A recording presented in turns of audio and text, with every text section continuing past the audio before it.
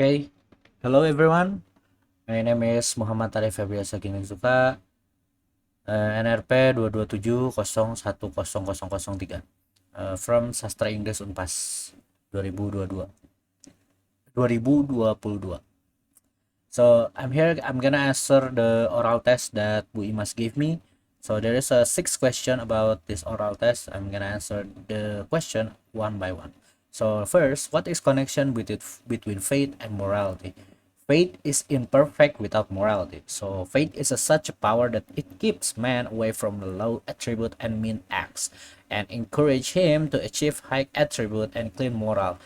That is why whenever Allah called his slave toward virtue, or whenever he wanted them to hate evil, he declared it is an essential requirement of the faith in their heart. For example, when he in Surat At-Taubah command men to adopt right when man command man to adopt right and to speak truth, he addressed them as, "Oh, you who have a faith, or you who believe me, uh the you apa you or you have faith, or you have belief, or you have faith, I fear Allah and be with the truthful people." Surat At-Taubah ayat 119. So the second question is, who is uh, who is poor according to Islam? So the poor according to Islam is, when one day the prophet asked his dear companion whether they knew who was poor. They answered the poor was who who had no dirham or dinar or money. But the prophet said, in my ummah, the poor is that man who would appear on the day of judgment. So number three, uh, what are the characteristics of hypocrite? So there is a three characteristic of hypocrite. So the first one is when he the apa or there's a three sign of a hypocrite. When he talk, he speak untruth. When he makes a promise, he do not keep it.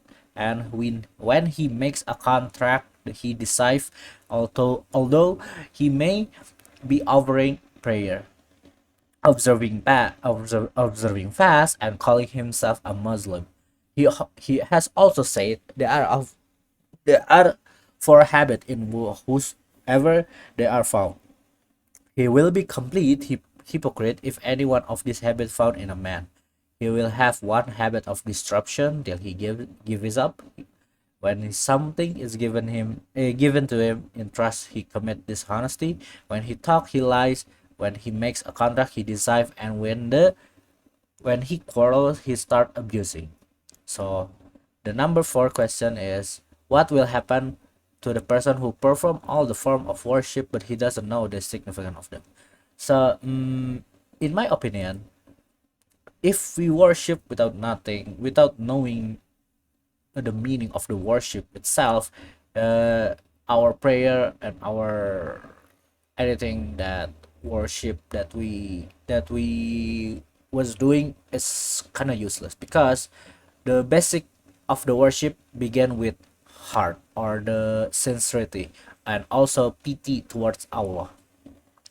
Number 5 question. Explain the following hadith of modesty and faith are twins. One who gives up has to lose the other two. So nicely explained that when faith is firm and belief it's strong, that strong and lasting moral will be developed. And if moral character is low, then faith will accordingly be weak. A man who is immodest and ill-mannered, and who adopt bad habit without caring for other. So that's my explanation about the hadith. So the last question is, when is our worship regarded useful for us as well as for other? In my opinion, when the when our worship is useful, when we do the worship with sincerity and with pity, like I said in the number 4. Because when people look at you, when people look at you when you for example doing praying or maybe give something that maybe food to the to the people who need, sometimes people heart get like, I don't know, maybe like get touched about what we are doing, because uh sometimes people realize they have a lot of money, but they don't know